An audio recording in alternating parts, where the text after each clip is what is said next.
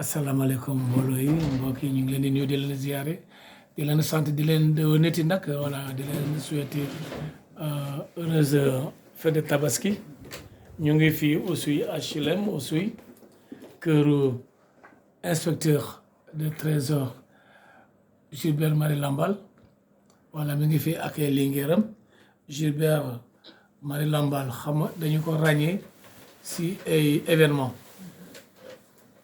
saa su ne at bu nekk des produits soirées sénégalaises très souvent le lendemain tabaski man nag bu ñu tabaskee tey suba mu créé benn événement bu nga xamante ne day dajaloo mbooloo ñëpp jëm a begg si bu baax a baax tey ji ñu ngi si këram fii salon fii HLM Néma voilà fii mi ngi dalal ay lingeeram mën naa ko noonu laa ko mën a tuddee daal ñu jógee Elinkine donc keneen si ñoom day présenté wu wax ñu tuuti lan mooy xalaatam suy sama si wootee Gilbert Lambal bi aja ziare naa la waaw man na ñoo boole baal fekkee ko déwén amiin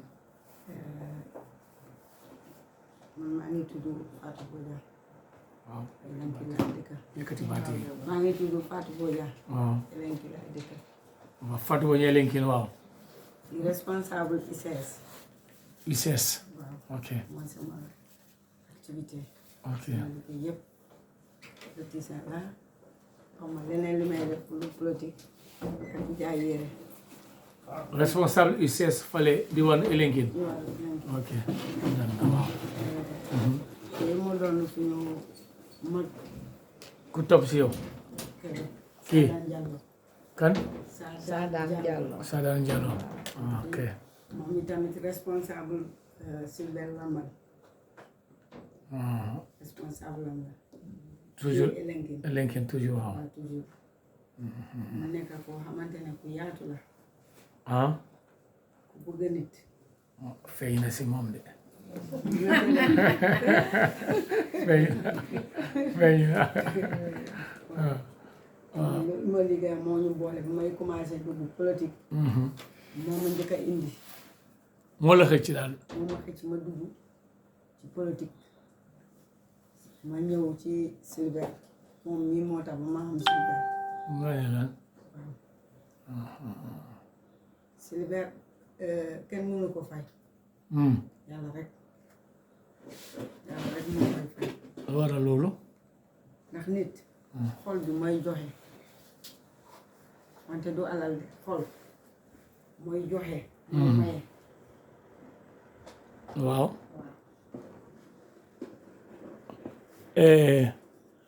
lu waral seen teewaay fii tey lu ñu waral te suñu teewaay fii mooy soirée Sénégal ba muy def Sénégal yi nekk loo xamante ne ñun ñëpp nit ku la yëg moo la sonal waaw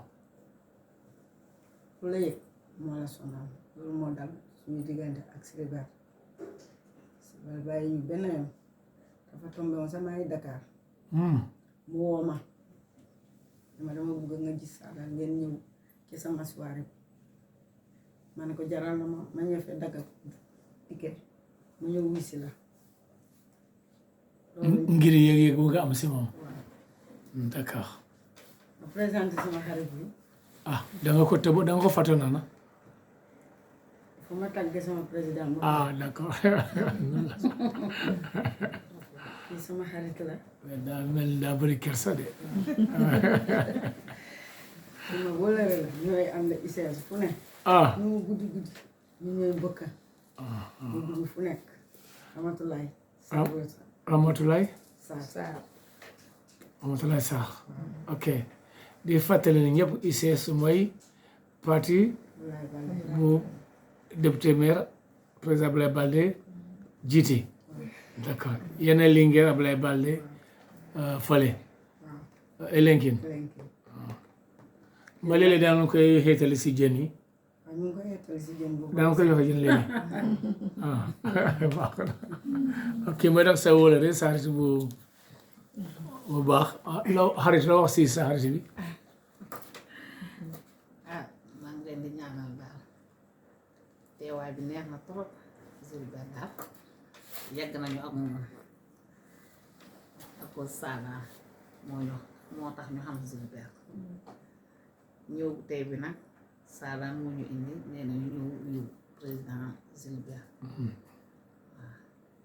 ñu gunge si ko ñu fekkee xew bi yàlla ñu duggoon jàmm génn ak jàmm waaw merci waaw daa mel ni ah waaw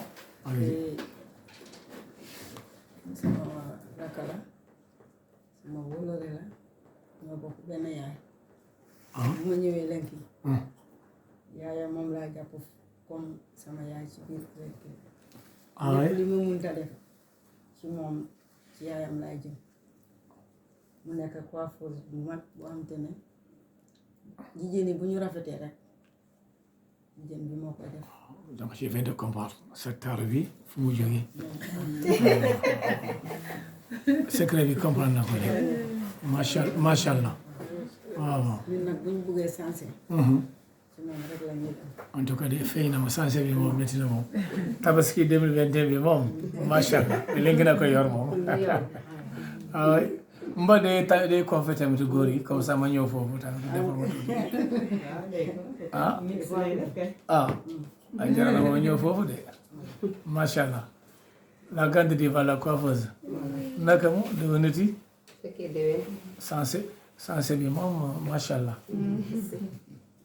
coupe bi nu mu tudd moo di nga doon ana sa création la pour Gilbert Lambar wala pour Abdoulaye Baldé pour Kora bi la. pour Kora bi la soirée sénégalaise bi pour accompagner Gilbert. ndeysaan kon tey moom dara du yomb du yomb de. macha allah ke moom itamit Rama Diabo la tudd Amatulaye Diallo mu ngi leen campement bu baax te de boo sonni rek fan si dafa feexul elenki foofu ban boor mu ngi ci yoonu baas bi campement bi nag soo sonnee si sa yaram boo xawee daa mel ni mos naa dem jata daa tëdd reposé wu danaa fa ñëw de est-ce que doo fa ñëw suba sax merci beaucoup dès demain kay je me ferai pas du tout prier baax na danaa fa ñëw dès demain merci beaucoup moom loolu mooy liggéeyam mun tegal la nag baax na baax na ñun ñëpp Gilbert moo ñu tax a egsi fii baaxaayam rek waaw nit daal bu la defee lu baax danga koy wax loolu mooy àdduna bu koy ñaanee wala nga mat te doo yeggali dëgg parce la que nit ki am na ñoo xamante ne day ñëw nii rek mais lu muy def du nekk ci biir xol bi te Gilbert dafa nekk nit koo xamante ne ku yaatu la bëgg ñëpp te bu ma demee ba ñëwee politique ci moom la moo tax bu ma ñëwee politique tey ndax ndaw si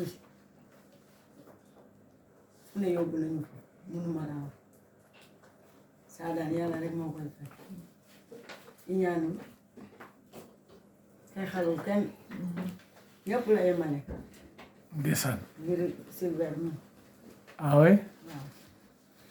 loolu ñu waral tey jii kon yéen fan ngeen fas yéene yóbbu seen Gilbert bi fu mu bugg rek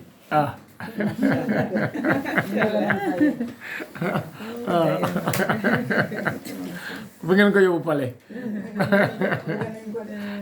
bëgg nañ mu yegg pare nekk suñu député suñu loolu lañu bëgg d'accord d'accord mais yàlla kon day dem assemblée quoi day dem assemblée kon baax na ok kii sama yaay la yow yaay ji waaw dama yàkkam sañ yàlla ko moom kii moo jur Pape Diop Pape Diop pharmacien Elenkin ok kii mooy yaayam mooy maman mbootaay mère mbootaay waaw na nga def maa ngi fi.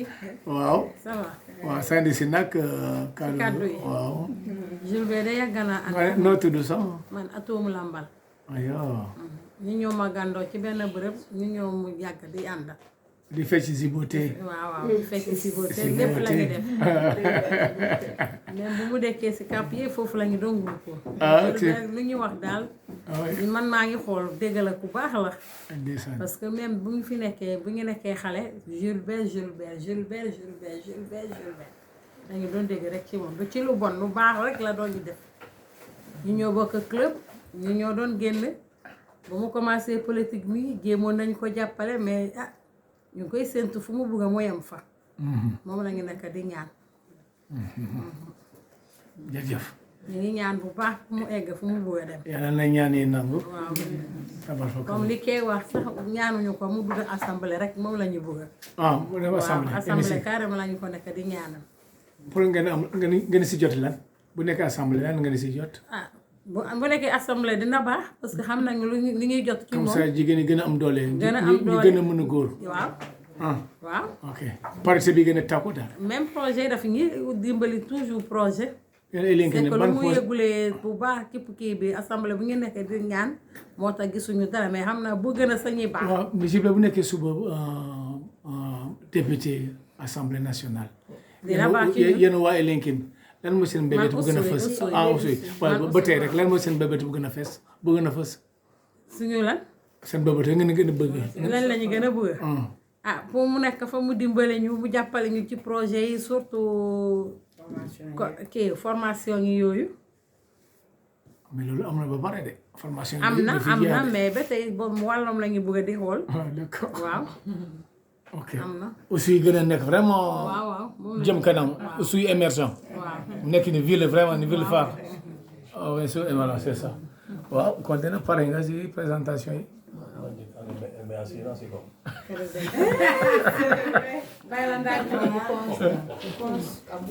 man conseiller du SAO. Esaut. Esaut.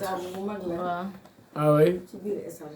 UCS aussi non non ASP ci AFP ASP ñun ñu associé ñoo doon ànd ñun ay mbokk lañu waaw d'accord daal politique bi taxul daal ay mbokk ngeen ñoo bokk ay maam ah waaw ah moom de bëggoon nañu fu mu bëgg a yem de ñun de bëggoon nañ ko jàppale nañ ko ba sonn waaye yàlla de li mu natt moom kenn mënu ci dara ah ñun de jàppale na ci ba ay at waaw yàlla mu gën a dem kanam moom daa ab def na ouverte nag dimbali na ñëpp ah waaw ñëpp daal jàppale na leen acca bopp kanam kanam lañ bëgg voilà acca na ngeen def bien donc à tout seigneur tout honneur monsieur Gilbert Maël Lambal on est à domicile chez vous vous avez l'honneur et le privilège d'accueillir ce beau monde de la délégation de Lenkin à l'occasion de votre événementiel annuel soirée sénégalaise qui est un événement justement de rassemblement, de réjouissance et justement voilà ces bonnes dames sont payées la peine de venir répondre à votre appel. Qu'est-ce que cela vous dit? Ça, je crois que si vous promenez votre caméra tout autour de cette table-là, la réponse est toute trouvée. Vous comprenez? C'est mon aîné et collègue au trésor, Sékou Sambou, qui disait que inviter les gens, c'est facile. Hein? Inviter, c'est facile. Mais faire en sorte que les gens viennent effectivement répondre à votre invitation, ça, c'est pas facile. C'est assez compliqué. Ouais, tout à fait. Bon, voilà. Donc, moi, j'ai la chance, là, elles vous l'ont dit certainement, chaque fois que j'invite des amis, des dames, des hommes, par rapport à une activité qu'on m'a demandé de parrainer, j'ai cette chance-là d'avoir vraiment du beau monde, comme on dit. Ouais. Et En tout cas, le décor est bien campé là, Voilà. et ce soir déjà. Ah oui, machallah. et surtout, ce sont des personnes, ce n'est pas depuis hier ou avant-hier, hein, ça fait des années et des années que ce sont mes amis. Comprenez? Pour vous dire combien notre amitié est profonde, parmi ces amis, il y en a avec qui j'étais en politique, dans un parti donné, derrière un leader national donné. Les jeux de la politique font que, bon, on va et vient à la transhumance, etc. Oui. Il y en a qui sont à leur 3e ou 4e parti, mais c'est toujours mes amis. Carrément. Vous comprenez? Ah oui. Donc, ce n'est pas, si nous nous sommes retrouvés dans le champ politique, ce n'est pas la politique qui nous lie, à proprement parler. C'est vraiment de l'amitié. Ouais. Une dame vient de le dire aussi tout à l'heure. Elles n'ont qu'à aller où elles veulent. Mes amis aussi vont selon leur convenance. Parce que chacun navigue dans ce milieu qui est un peu glauque, excusez-moi. Un système d'osmose. Voilà. Donc, Voilà. voilà. Mais l'essentiel. Vos liens transcendent largement la politique. Nos liens n'ont pas bougé d'un iota. Là, c'est super. Vous imaginez une femme comme Atom, avec qui on était dans la même classe d'âge. Et pratiquement, vous avez dansé ensemble, ziboté. Les soirées qu'on faisait, on devait avoir dans les 12 à 13 ans. Et tu te rends compte, c'est inimaginable ça. Ouais. Quelle longévité. Voilà, donc voilà une fidélité, vraiment, voilà. Voilà. Ça veut tout dire, quoi. C'est naturel, c'est du naturel. Voilà, c'est ça. Ok, merci. Donc vous-même, je vous remercie parce que vous êtes un éminent journaliste. Oh là là. Et je l'expliquais tout à l'heure à cette dame que quand on est à l'étranger, pour avoir des nouvelles du département d'Oussouye, de la région de Ziguinchor, des régions de Kolda, et etc., de la Casamance naturelle, on lit, il faut simplement aller sur Internet pour lire, n'est-ce pas, vos posts, n'est-ce pas, et tout ce que vous mettez sur Internet. Donc on vous suit de l'étranger d'une façon dont vous-même vous n'imaginez pas. Ah oui? Ah oui. Et quand on voit un de vos reportages, on se le balance tout de suite. Allez. Ah oui. À Paris, j'envoie à ceux qui sont en Italie, en Espagne, tu as vu ce que Bruce a dit sur telle activité qu'il y a, etc. Ça, vous ne le savez pas. Je ne savais pas. Je vous le dis aujourd'hui. Et je suis bien flatté. Voilà. Et de toute façon, vous avez beaucoup de connaissances de ceux qui sont dans la diaspora. Ils ne feront que confirmer ce que je vous dis. Ah, merci beaucoup. C'est pour ça, vraiment, je vous ai demandé de bien vouloir m'accompagner et vraiment cheminer à mes côtés dans des activités comme celle-là. Qui sont des activités vraiment pour se retrouver en toute amitié, des activités ludiques. Voilà. Et ça, j'insiste là-dessus. Si c'était une affaire de parti étroit là, un parti, etc., le temps des partis politiques, ça viendra. Le temps de la politique viendra. Mais dans une activité comme ça, c'est l'amitié qui est devant. Absolument. Voilà, le plaisir de se retrouver, n'est-ce pas? Et surtout autour d'activités traditionnelles. Voilà. Il y a des instruments traditionnels. Il y a la kora avec alabarka, n'est-ce pas? Des tam-tams, hein, des instruments africains, même pour mettre en valeur notre culture. Ça, c'est important. C'est fondamental. Ouais, c'est important. Merci beaucoup. Merci. Merci et grand merci à ces dames. Elles ont le mérite parce qu'elles viennent juste de sortir d'une grande fête, le mouton, avec toutes ses exigences, les haris, des mbeki et tout ça. Mais elles ont pu quand même résister à tout ça. Elles ont répondu favorablement à votre appel. Je ne fais que souhaiter une bonne soirée. Et que justement le parrain casse la baraque comme on l'a annoncé. Bonne soirée à toutes et à tous. C'est elles qui vont casser la baraque.